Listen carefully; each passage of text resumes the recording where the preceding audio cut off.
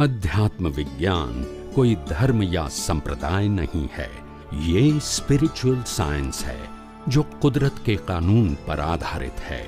ये विज्ञान पूरे ब्रह्मांड के सभी रहस्यों को उजागर करता है और जीवन के सभी पहलुओं को समझने के लिए एक नई दृष्टि देता है। इसी को आर्ट ऑफ विजन कहते हैं, दुनिया को देखने की एक नई दृष्टि, जो अध्यात्म विज्ञानी परम पूज्य स्वामी श्री कमलेशानंद जी के निर्देशन में सनातन सत्य का अनुसंधान कर हमारे जीवन को प्रकाशित करे। जय सच्चिदानंद। ભારતવર્ષના ઇતિહાસની અંદર સદીઓથી અનેક મહાન પુરુષો તીર્થંકર તરીકે, દેવજ્ઞાની તરીકે, મુક્ત પુરુષ તરીકે, યોગી તરીકે, સંન્યાસી તરીકે, સાધુ તરીકે, સંત તરીકે, મહંત તરીકે અનેક વ્યક્તિઓ, મહાન પુરુષો આ ધરતી ઉપર જન્મ્યા અને તેઓએ જે તે સમયે જે જ્ઞાનની પોતાને અનુભૂતિ થઈ એ અનુભૂતિ લોકોને વહેંચવાનો પ્રયત્ન કર્યો। આ આપણી ભારત વર્ષની પરંપરા છે અને વર્તમાનમાં પણ એક પરંપરા ચાલી રહી છે। છેલ્લા ઘણા વર્ષોથી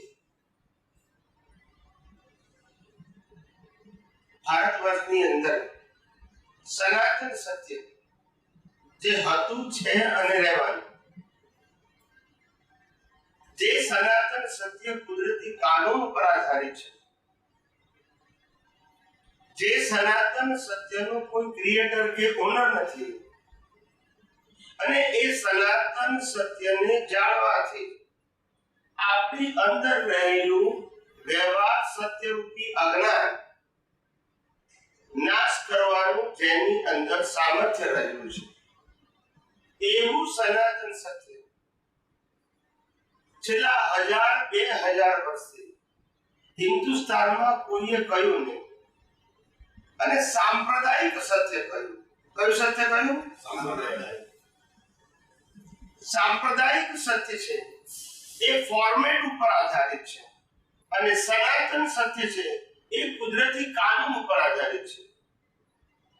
સાંપ્રદાયિક સત્ય ફોર્મેટ ઉપર આધારિત છે અને સનાતન સત્ય કુદરતી કાનૂન ઉપર આધારિત છે।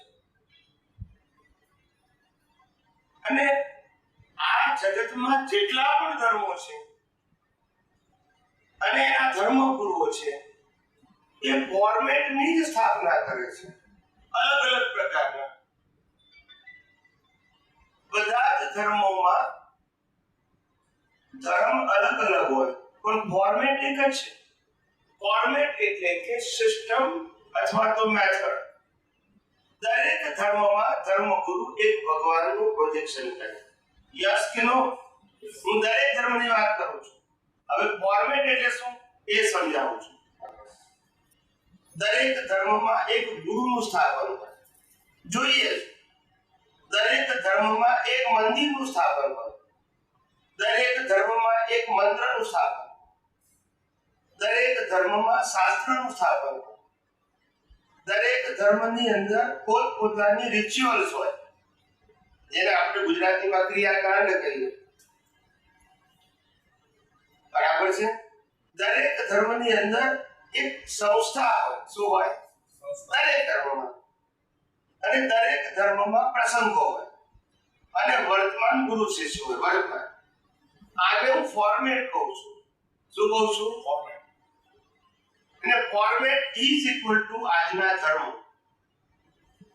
બધા ધર્મો આવી ગયા અને આપણે વાત કરીએ છીએ બિયોન્ડ ફોર્મેટ, ફોર્મેટ થી ઉપરની, જેમાં ફોર્મેટ આવે, ફોર્મેટ એટલે જ સાંપ્રદાયિક સત્ય, ફોર્મેટ એટલે જ ધાર્મિક સત્ય, ફોર્મેટ એટલે જ વ્યૂ પોઈન્ટ વાળું સત્ય। જે સ્વીકારે એના માટે છે, ના સ્વીકારે એના માટે નથી. પણ હું જે સનાતન સત્યની વાત કરું છું જે બિયોન્ડ ફોર્મેટ છે, એ જીવ માત્રને લાગુ પડે છે. એ માને કે ના માને, એ સ્વીકારે કે, કારણ કે સનાતન સત્ય છે. સાંપ્રદાયિક સત્ય જીવ માત્રને લાગુ પડતું નથી. તમે માનો તો લાગુ પડે, ના માનો તો. તમે રામને માનો તો રામના નિયમો લાગુ પડે, અને તમે કૃષ્ણને માનો તો રામના નિયમ ના લાગુ. મહાવીર વાળાને લાગુ, શિવ વાળાને લાગુ, સ્વામિનારાયણ વાળાને લાગુ. એટલે સાંપ્રદાયિક સત્ય માને એને છે બધાને. હું રામને માનતો હું અને કૃષ્ણને ના માનું તો પાપ લાગે? બોલતા નથી. હું કૃષ્ણને માનતો હું ને મહાવીરને ના માનું તો પાપ લાગે? ના લાગે. પછી હું મહાવીરને માનું છું.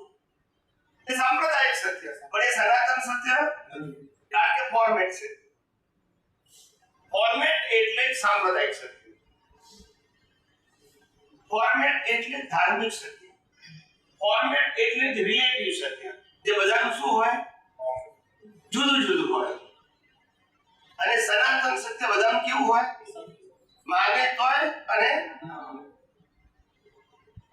આ જગતમાં દરેક જીવ આત્માને માને કે ના માને તો પણ છે, કારણ કે સનાતન છે.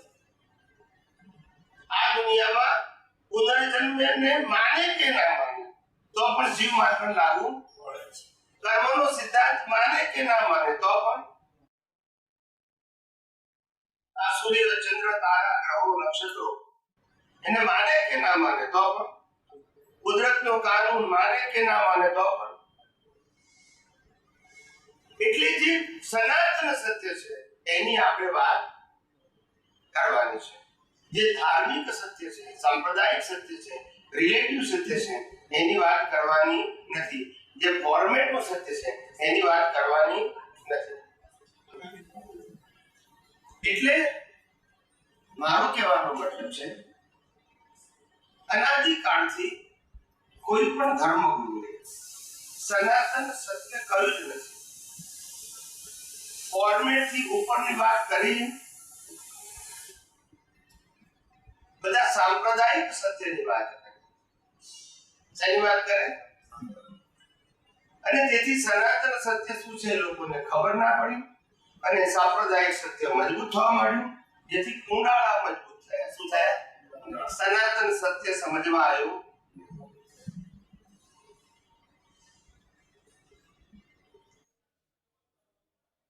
આ જગતનું સનાતન સત્ય સમજવા માટે ફોર્મેટની આવશ્યકતા નથી. ખાલી અજ્ઞાન શું છે એ જાણવું, વિજ્ઞાન શું છે એ જાણવું, અને વિજ્ઞાનથી અજ્ઞાનને ખલાસ કરવું. અજ્ઞાન એટલે રિલેટિવ સત્ય, કયું સત્ય? અને વિજ્ઞાન એટલે સનાતન સત્ય, કે જે જીવ માત્રને લાગુ પડે છે, માને કે ધર્મ કે ફોર્મેટ જીવ માત્રને લાગુ પડતું માટે સનાતન સત્ય નહીં. સમજાયું કે નહીં? સમજાયું કે નહીં? એટલે આ જગતની અંદર છેલ્લા 1000-2000 વર્ષોની અંદર કોઈ પણ ધર્મના ધર્મગુરુએ સનાતન સત્યની વાત જ ના કરી. શબ્દો આના આ જ બોલતા નથી. શબ્દો બધા આના જ બોલ્યા. આત્માએ બોલ્યા, કર્મ બોલ્યા, પુનર્જન્મ બોલ્યા, મોક્ષ બોલ્યા, બધું જ બોલ્યા. પણ રજૂઆત પર પ્રેઝન્ટેશન કર્યું ફોર્મેટનું, બોલતા નથી.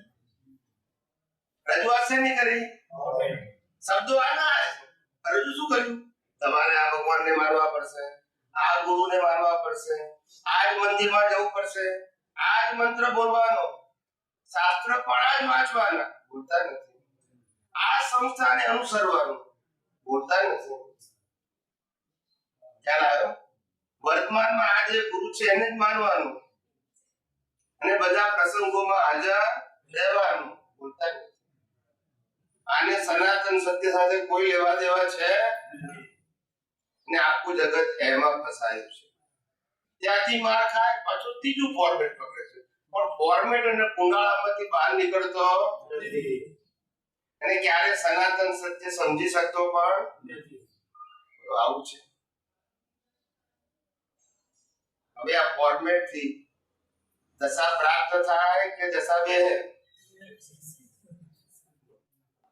જેને જેને આ દુનિયામાંથી મુક્ત થવું, જન્મ મરણના ચક્કરથી મુક્ત થવું, કર્મના બંધનથી છૂટવું હોય, એને સનાતન સત્ય સમજવું પડશે. પોતાની અંદર રહેલું અજ્ઞાનનો નાશ કરવો પડશે. તે સિવાય સનાતન સત્યનો કાયમી અનુભવ શક્ય નથી. બીજો કોઈ રસ્તો ના સ્વીકારવું હોય તો ના સ્વીકારી શકો, એનો વાંધો નહીં. પણ એનો ઓપ્શન ધર્મના ઓપ્શન હોય, ગુરુના ઓપ્શન હોય, ભગવાનના ઓપ્શન હોય, સંસ્થાના ઓપ્શન હોય, ક્રિયાકાંડના ઓપ્શન હોય, મંદિરના ઓપ્શન હોય, મંત્રના ઓપ્શન હોય, પ્રસંગોના ઓપ્શન હોય, રિચ્યુઅલ્સના ઓપ્શન હોય, શાસ્ત્રના ઓપ્શન હોય, સનાતન સત્યના ઓપ્શન ન હોય.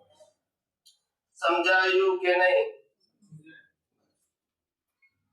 મારે આ જ વાત પાકી કરાવી છે, બરાબર છે? મારે ફોર્મેટ ની વાતો કરવાની નથી. સનાતન સત્ય જે તમે કહ્યું, સનાતન સત્ય આ જ અસર છે, આના સિવાય કોઈ છૂટકો જ નથી. તો આ તો એવું છે કે 99% લોકો તો જાણતા જ નથી. તો આવું કેમ? એ તો તારે મેં વાત કરી. ફોર્મેટ વાળાએ ઠોકી ફોર્મેટ જ પાકું કરાય, બોલતા નથી. સેજ બહાર ગયો તો પાછો અંદર આવી જાય ઉનાળામાં, હાથ પગ બહાર ના કાઢી ના સમજાય. સેજ બીજા ઠોકી મંદિર પાસે તો આઈ બન્યું એને આઈ જાય અંદર ઉનાળામાં, બહાર જાય તો હા બીજું ખોળે ને જવાન ના દે. દરેક ધર્મની વાત એક ધર્મની વાત કરતો. મારી બધી વાતો કોઈ એક વ્યક્તિના ધર્મને, ગુરુને, ભગવાનને કે ક્રિયાને કે મંદિર મંત્ર કે શાસ્ત્રને ટાર્ગેટ કરતો નથી. હું તમામની વાત કરું છું. બધાએ પોતપોતાના વાડા મજબૂત કર્યા, પોતપોતાનું ફોર્મેટ મજબૂત કર્યું, અને પોતપોતાના ફોર્મેટને એટલું પાવરફુલ બતાવ્યું કે જો અહીંથી બહાર ગયા તો પડી ગયા. આઈ બન્યું તમારું. સમજાય છે? એટલે સામાન્ય મને બચારો ગભરાઈ ગયો. બહાર આ કુવાનો દેડકો હોય, કુવામાં દેડકો હોય, એને દુનિયા કેટલી દેખાય? કોઈ જેટલી દે. હવે કોઈ દેડકો કુવાની બહાર નીકળે તો પેલા બીજા દેડકા કે એ અંદર આવી જા, આ લોકો મારી નાખશે. આપણી દુનિયા તો આ જ છે. સમજાયું કે નહીં? કુવામાં જ આપણું રક્ષણ છે. એમ તમે આ કુંડાળામાં છો તો તમારું રક્ષણ છે. બહાર નીકળ્યા ક્યાંય બન્યું? એવું ભયથી ગભરાઈને લાલચ આપીને કુંડાળાની બહાર કોઈને નીકળવા દેતા નથી. પછી શું થાય છે? સમજાય છે? કારણ કે એમાં એમનો વાંક નથી. એમનો વાંક એટલા માટે નથી કારણ કે એ લોકો મંદિરો લઈને બેઠા છે, સંસ્થાઓ લઈને બેઠા છે, શિષ્યો લઈને બેઠા છે, પ્રસંગો લઈને બેઠા છે. એટલે આ બધું કહેવું જ પડે, નહીતર મંદિર ના ચાલે, સંસ્થા ના ચાલે, નહીતર પછી આ પ્રસંગો ના ઉજવાય, નહીં તો પછી ડોનેશન ના આવે. બોલતા નથી. સ્વાર્થને લીધે. તો બીજું શું? નિસ્વાર્થ માટે કે છે? નિસ્વાર્થ માટે કે છે?